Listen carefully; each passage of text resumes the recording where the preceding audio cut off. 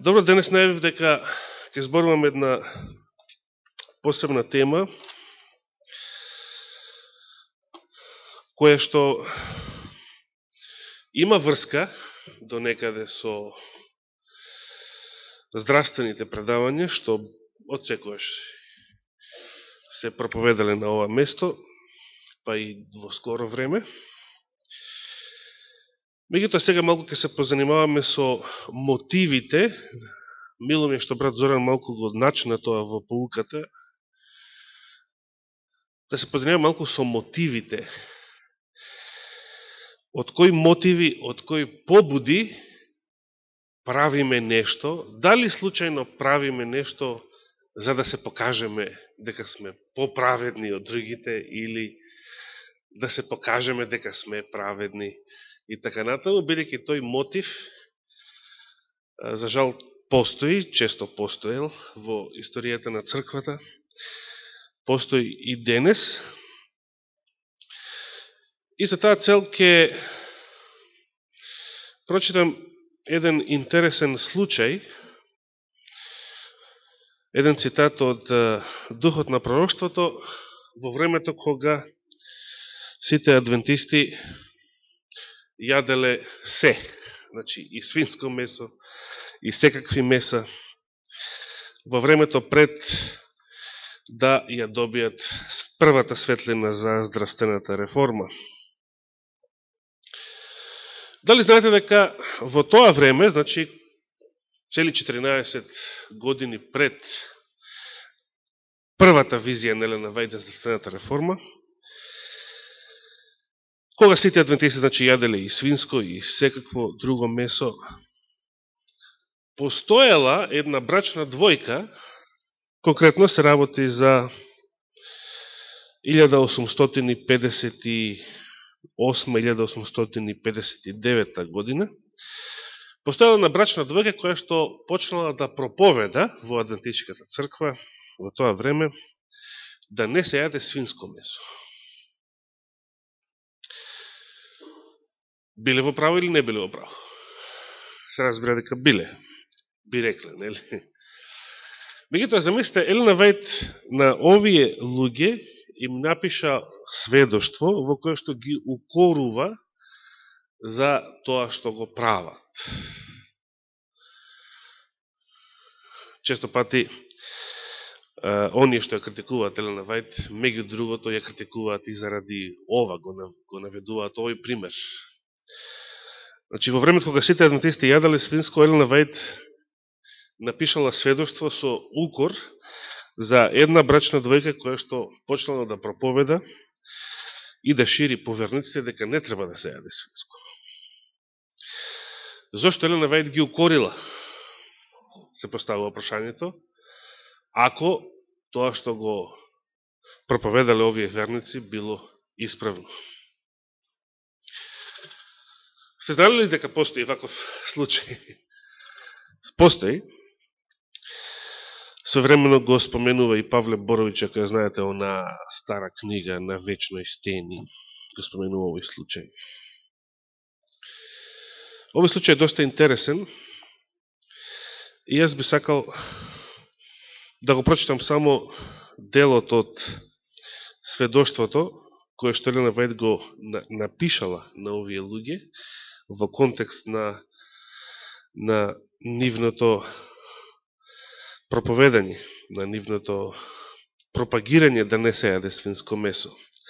Инаку целиот овој цитат можете да го најдете во првата книга Сведоштво до црквата, значи таму се наоѓа, во оригиналот 206 и 207 страница. Прво сведоштво 206 и 207 страница.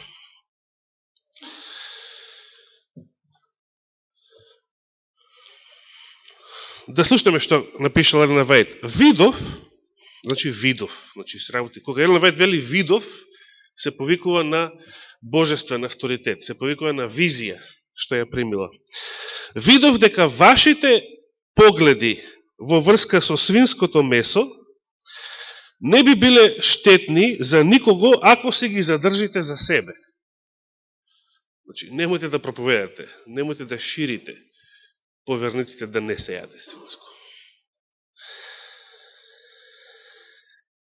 Значи, ако се ги задржите за себе, ако вие не си јадете, во ред. Нема штета. Зошто било штета да проповедаат, да шират, да не се јаде свинско месо? Дали затоа што е корисно да се јаде свинско месо? Се разбира не. Продолжува Елена Вајд и вели: но, според вашето расудување и според вашето сваќање, вие од ова прашање направивте тест. И вашите акции јасно покажаа дека вашата вера не е на место по однос на ова прашање. Продолжува понатаму и вели: ако Бог бара од својот народ да се откаже од свинското месо, тогаш тој ќе го убеди така и да постапи. Господ е волен или сака на своите искрени деца да им ја покаже нивната должност, како што сака да им ја покаже должноста на сите поединци, на кои што им вложил бреме, им го вложил бремето на своето дело.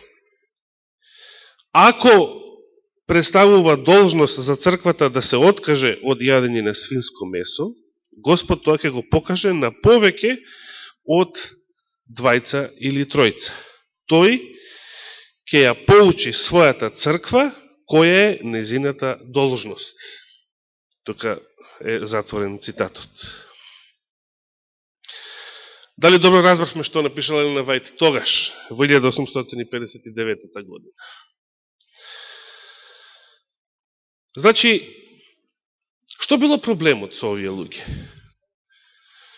Од сето ова што прочитавме, што било проблемот со овие луѓе? Што било погрешно да се проповеда да не се јаде свинско?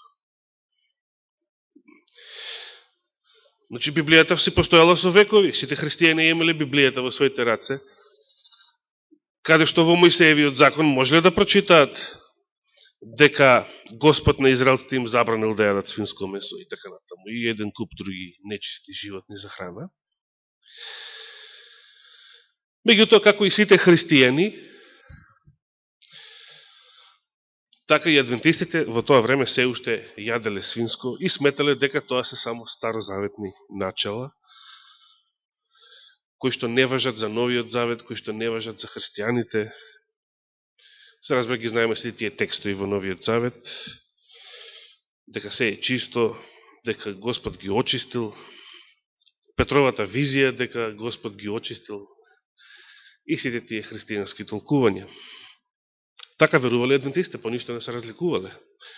Се до 1863 година по ништо не се разликувале од другите христијани кога се работи за храна. А тогаш што се случило? Со првата визија на Елена Вајд, дали тогаш заклучиле дека не треба да јадат нечисти меса? Не, нешто многу повеќе беше откриено, многу поголема светлина, многу повисок стандард. Воопшто, уште во старт, уште од незината прва визија, Елена Вајд почнува да сведочи за еден повисок стандард на исхрана, а тоа е да не се јаде никакво месо. Но не како закон, не како тест, како што овие верници тоа го направиле 4 години пред тоа со свинското месо. Туку како едно Господово откровение за тоа што Господ сака за нашето здравие, што е добро за нас, како што рековте и самите. Затоа што е тоа природен закон. Затоа што, како што рековме порано, Господ сака и денес неговиот народ да биде слободен од сите болести и сите страдања кои што се случуваат, за жал, во денешна цивилизација, токму заради неправилна исхрана. Се уште се точни Павловите зборови. Се уште е точен Новиот Завет. Се ми е дозволено, напиша апостол Павле, но не ми е се полезно или не ми е се на корист.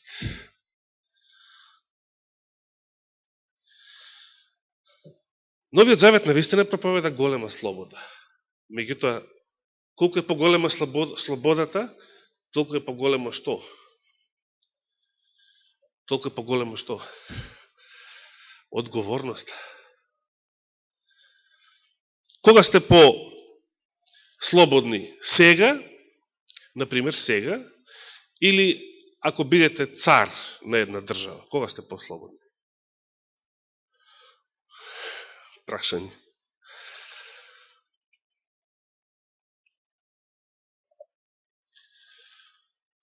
Еве, например, сега мора да плаќате даноци, може би сметки, а тогаш не морате. Меѓуто, кога сте поодговорни? Кога имате поголема власт?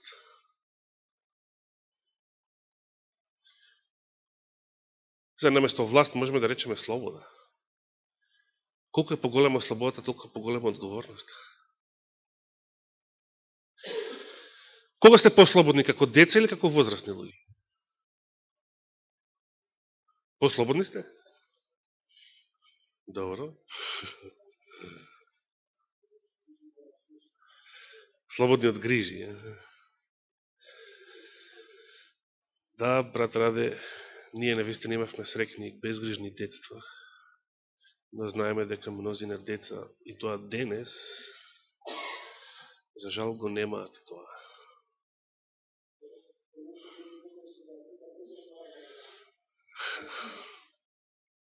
Тоа е секојаш така. Значи, 1000 години да живееме, како предпотопните луѓе, првите 100 години побавно ќе поминат од наредните 500.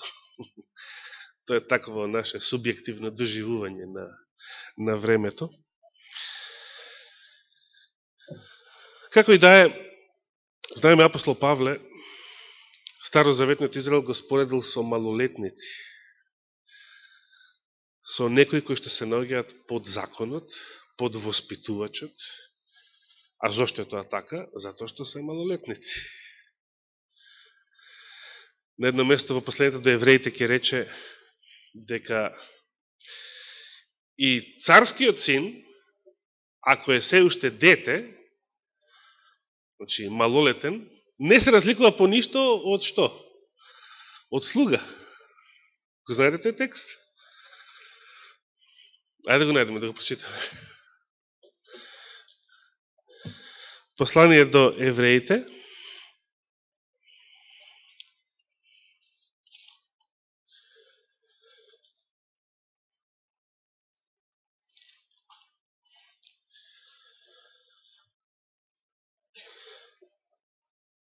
тука апостол Павле прави споредба помеѓу Христа и Мојсей.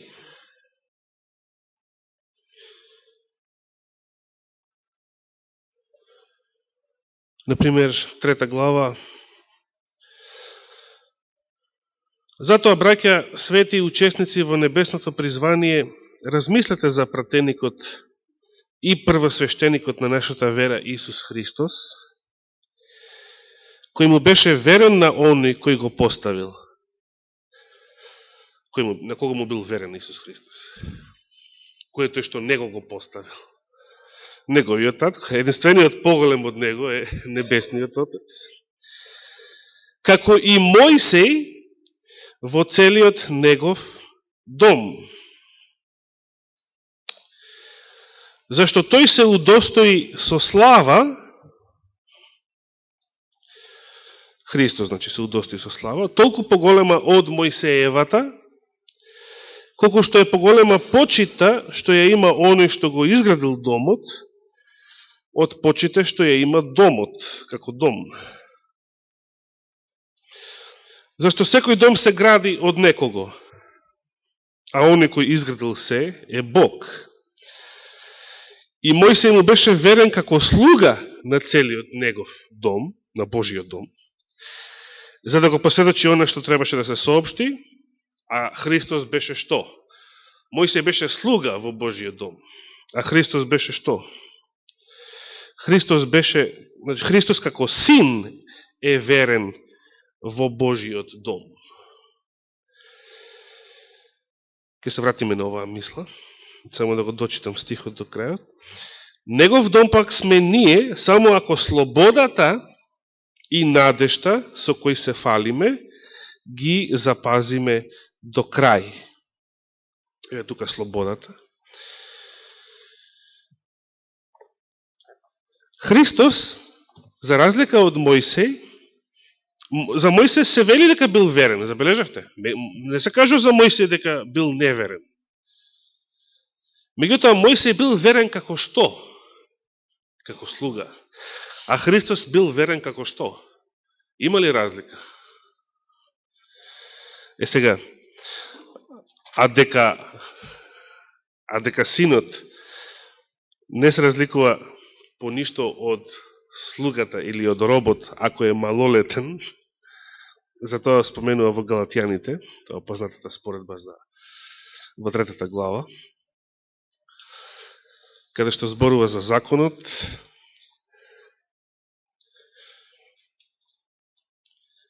но новиот завет, новозаветниот верник, апостол Павле повеќе не го споредува со слуга, не го споредува со малолетник. Галатјаните 4 глава. Првиот и вториот стих, па и третиот. Но ви велам, наследникот, додека е млад, а малку збунува и преводот, додека е мал, се мисли на оригиналот, со ништо не се разликува од робот, макар што е господар на се. По ништо не се разликува од робот, наследникот, додека е мал, малолетен. Туку е под настојници и чувари до определениот рок од неговиот татко. Па така и ние, додека бевме малолетни, и се кажува, бевме поробени од стихиите на светот. Да не продолжам понатаму, бидејќи тоа не ни е темата. Кога сме малолетни, ние сме под робство, дури ако сме царски синови и керки. Зашто само со полнолетство стануваме господари на тоа што ни припаѓа. На што се е поробен оној кога апостол Павле го нарекува малолетник во духовен смисол? Тој е старозаветниот верник. Вели на стихиите на светот. Со други зборови, имаме разни желби, имаме разни амбиции, сакаме многу што, ама многу што ни е забрането. Дали го чувствувате вие тоа во вашиот живот? Дали во нашиот живот постои старозаветна, слугинска послушност кон Господа? Значи, многу работи, јас сакам многу работи, ама не ги правам бидејќи ми се забранети, Господ ми ги забрани. А сакам. Има луѓе што сакаат и свинско да каснат, ама со децении тоа не го направиле, затоа што заради законот тоа е забрането. Од друга страна, апостол Павле вели се ми е дозволено, замислите. Дали тоа значи дека све прави, што му е дозволено? Не. Зашто не ми е се полезно. И сега, во која категорија би ја ставиле здравствената реформа на Елена Вајд? На старозаветна или новозаветна послушност? Каде што низиниот стандард е повисок, не речи. Вегетаријански стандард. Новозаветна послушност, се разбира. Зошто? Затоа што сите овие начала и принципи кои што Духот на Пророштво ги проповеда за здравствената реформа, не се тест, не се закон. Рековме еднаш, незината книга носи наслов Совети, не закони, не правила, совети. Но ако ние разбереме, а живееме во време кога и науката сето тоа го потврдила, иако со децении после неја, ако разбираме зошто е тоа така, тогаш овие природни закони стануваат морален закон. Како евреите ја почитувале забраната да не јадат нечиста храна? Како малолетници или како возрастни верници? Пример, знаете, муслиманите не пијат алкохол официјално. А тие што пијат, се разбира, се кријат, како што споменав.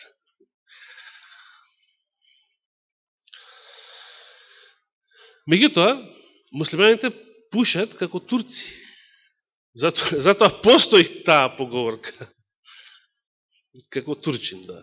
И да, отровните чаеви и така натаму. Значи, тоа што не пијат алкохол официјално, значи како правило на нивната религија, го прават од здравствени причини, затоа што разбираат дека е тоа штетно. Не, нема врска. За нив е тоа само едно табу. Не сме и точка. Закон.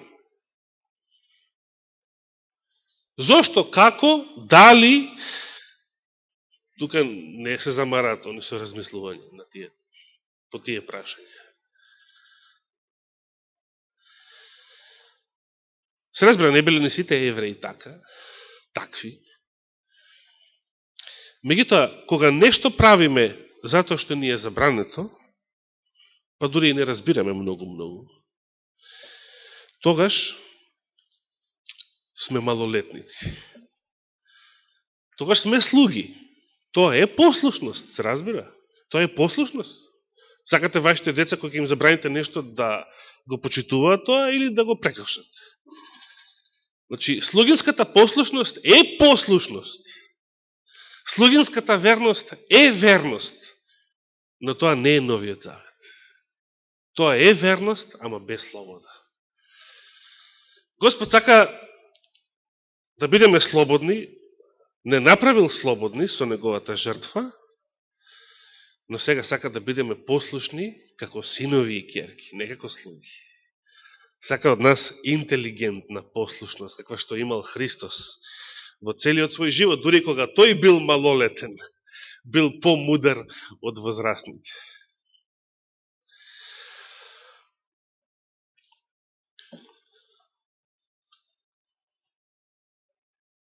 Да прочитам уште неколку зборови од истото сведоштво, упатено до истите овие верници. Не се кажуваат по име, се разбира, значи никого не бламираме дури и сега, 160 на години подоцна од нивното време.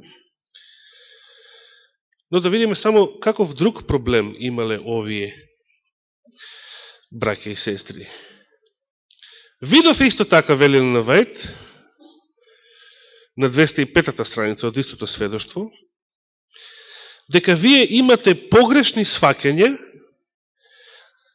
со кои го измачувате вашето тело, лишувајќи го од хранливи материи. Овие нешта доведуваат до тоа мнозина во црквата да мислат дека Господ е со вас, што вие така се жртвувате себе си, што значи вие сте поголеми верници или поголеми светци од другите. Понатаму додавеле на Вајд и вели, мнозина имаат отидено во екстреми или до крајности во врска со исхраната. Зашо се работи? Се разбрава напишено во време, значи кога уште јаделе свинско адвентистите. Не се под екстрем, не се подразбира прифаќањето на вегетаријанскиот стандард, на здравствената реформа и така натаму. Тоа дошло подоцна.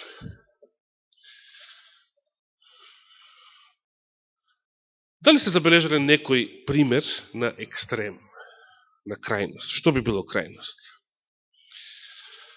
Има такви примери. Во историјата на христијанството имало многу такви примери.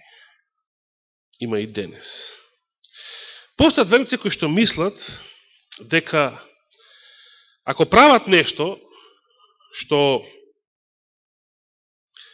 или ако не прават нешто, ниту едното, ниту другото не е ниту забрането, ниту лошо, но ако во нешто се лишат себе си или не прават нешто што го прават другите, дека ќе испаднат поголеми верници или поголеми светци од другите.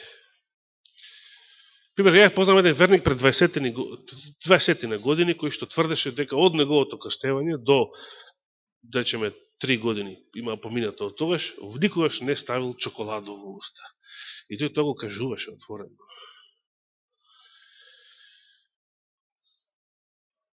Што би му рекла Елена Вајд? Нема никаква штета ако тоа што го правиш, си го правиш за себе си. Но што е проблемот кога го кажуваш, кога го шириш, кога го рекламираш? Има проблем, значи има духовен проблем. Тука пред 15 години, некој од вас ке се сетат, имавме еден пријател, кој што за жал подоцна разбравме дека пред да ја разбере и да поверува во вистината, веќе, значи, во минатото бил толкав зависник од алкохол, што си го имаше уништено мозокот. Дел од мозокот му бил трајно оштетен. И тоа беше објаснување зошто на моменти, во многу ситуации се однесуваше многу екстремно во некои ситуации.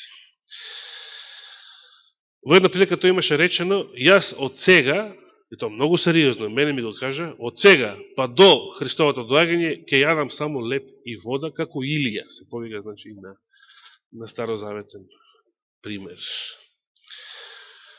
Се разбира, Илија не бил таков. Со Илија тоа било случај само во услови на екстремно прогонство за тие 3,5 години. И дека ако требало Илија да јаде само леп и вода, додека е жив, би требало тоа илјадници години и до ден денес се уште да го прави, бидејќи никош не умрел. Но тоа не било случај со него. Елена Вајд би напишала во таква ситуација: го лишувате телото од корисни и хранливи материи. Но зашто тоа луѓето го прават? Го прават, значи, од погрешна мотивација, од погрешна побуда, го прават од скриена гордост или од не знам какви причини, бидејќи јас не можем да ги судам побудите на луѓето. Но тоа се мотиви кои што Господ ги осудува. Затоа Елена Вајд напишала такво сведоштво и за некои браќа кои што формално проповедале нешто исправно, да не се јаде свинско месо, во времето кога сите јаделе, но тоа го правеле од погрешни мотиви. Апостол Павле споменува исто така еден таков фанатизам во првото послание до Тимотеј, да завртиме таму.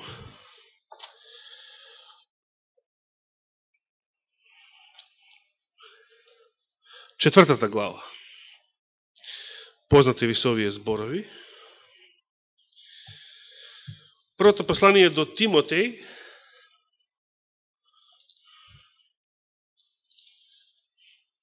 четвртата глава. Да ги прочитаме, бидејќи овде се работи за пророќство што е кажано за последното време.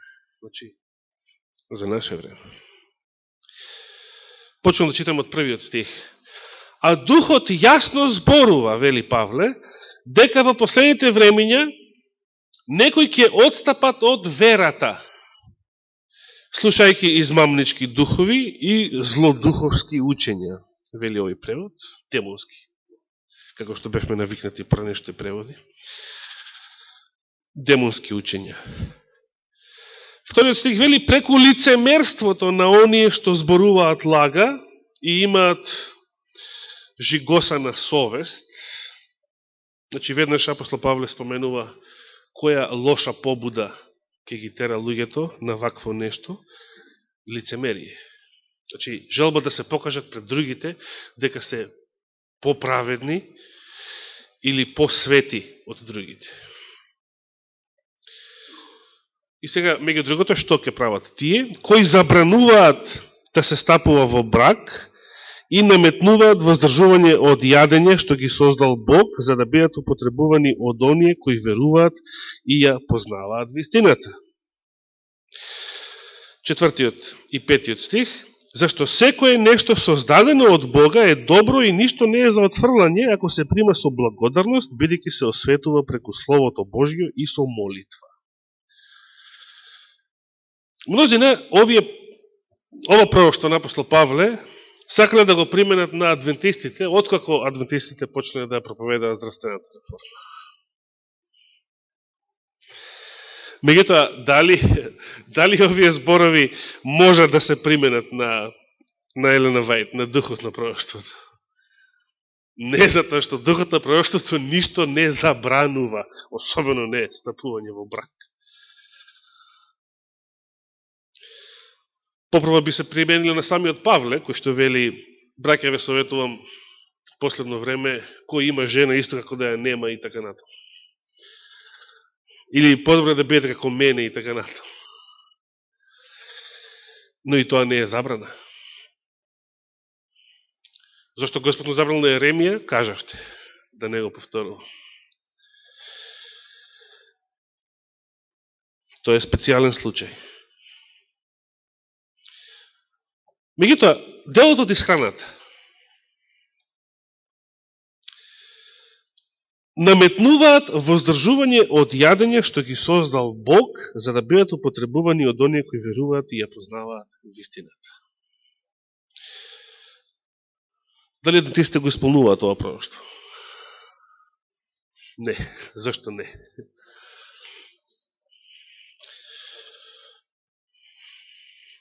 Токму така. Сега, внимавајте, ќе поставам прашање, што нема да биде тешко, се надевам, но ако се затрчате да одговорите без размислување, може да погрешите.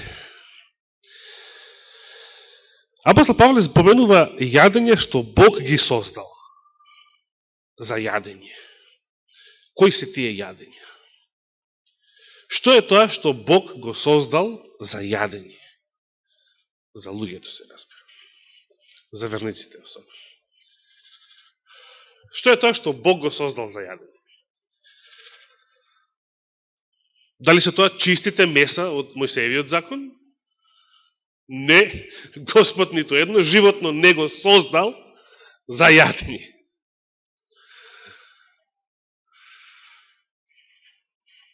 Одговорот на ова прашање каде треба да отвориме? На почетокот. Каде беше тоа? Создавање или битие? Создавање или битие? Првата глава. Во првата глава Господ на човекот му кажал што е создадено, или што тој создал, или што служи за негова исхрана. И што е тоа? 29 стих. И Бог рече, еве ви дадов секакви билки што даваат семе по целата земја. И секакви дрвја што во себе имаат семе, според својот род и вид, тоа да ви биде за храна. Што создал Господ за храна? Што значи ова билки што даваат семе и секакви дрвја што во себе имаат семе? Значи што отпаја од ова? Добро, значи, ајде да го поставиме. Што спаја? Што спаја во? Зеленчукот не спаѓа, зошто? Значи, зашто со самото јадење го уништуваш зеленчукот. Не го уништуваш ти дрвото кога јадеш овоши. Го земаш плодот, но семето постои и до година ќе роди нов плод. Многу интересна дефиниција. Што има, се што има и што носи во себе семе, ама само растенија. Значи не животни и не други луѓе.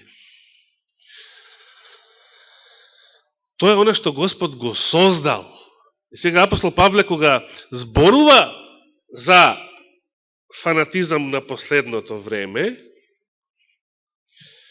тој не зборува за луѓе што проповедаат да не се јаде месо, особено нечисто месо, туку зборува за такви екстреми кои што наметнуваат воздржување од јадење што Господ ги создал за јадење. Познавате такви примери? Во историјата имало вакви примери. Имало разни мистични, езотерични религии со така наречени табу човечки правила. Например, следбениците на познатиот математичар Питагора од стариот век, питагорејците. Тоа била цела мистична религија, паганство. Тоа не било само математика. Тие биле познати, да речеме, по тоа што кај нив било забрането да се јаде граф.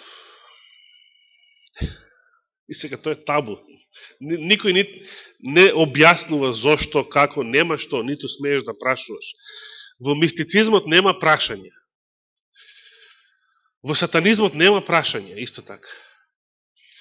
Денешните масонски ритуали исто така, и сите тајни друштва имаат некакви чудни правила, кај што никој ништо не ви објаснува зошто е тоа така. Треба да бидете на 33 степен за да разнаете зошто е тоа така. Но тешко вам ако сте почетници, бидејќи дури и намерно ќе ве лажат.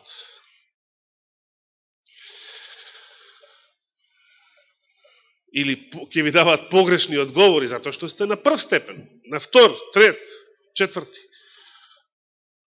Не сте на висок степен на иницијација. Така е ако бидете, значи, овци на овој свет, било чии, партиски, тајни друштва, мистични, секакви, само не Христови овци. Ако сте Христови овци, Господ ви ја дава најголемата чест уште во стартот. Царски син и керка, принц и принцеза. Ако сте овци на некој друг, вие на почетокот, таму, имате титула гуштер, а потоа, зависно од вашиот еволутивен напредок, ќе стигнете до некаде. После тоа. Господ не ја третира така. Господ сака да бидеме негови деца.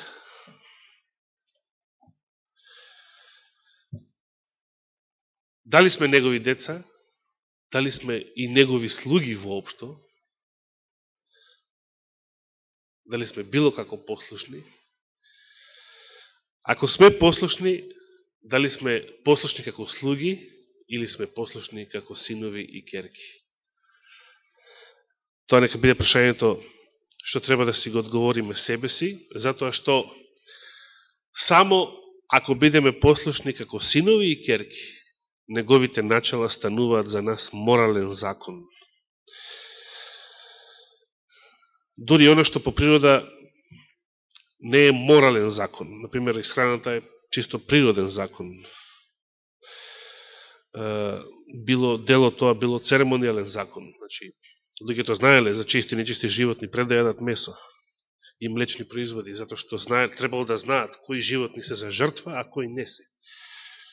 Значи, таа подолба започнала од церемонијални причини, потоа била проширена од здравствени причини, меѓутоа за евреите сега тоа било закон и нема тука разлика. Морални, здравствени, церемонијални, граѓански, Евреите ништо не разликуваат од тоа. За нив се е закон.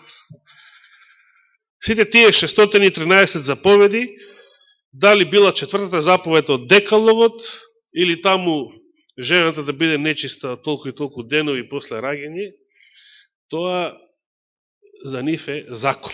И едното и другото. Но во Новиот Завет се прави разлика. Што е морален закон, а што не е. И како поминува времето, значи денес, на крајот од времето, имаме најголема светлина. И денес и оно што никаде го нема во Библијата запишено.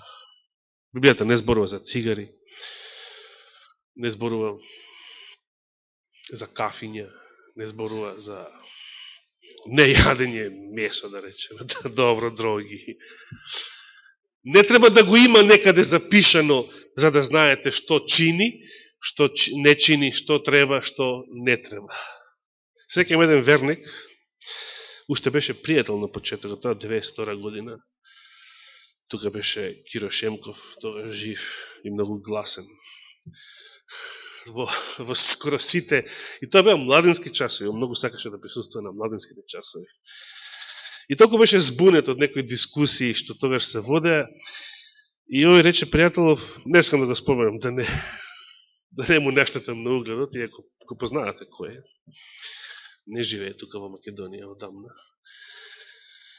Вели, дајте ми на хартија напишено што смее, што не смее, да си знам од ива, кога слушам збунет сум. Шемков кажува едно, Вања, Лазе, сите кажуваат, други до ова и сега каша попали.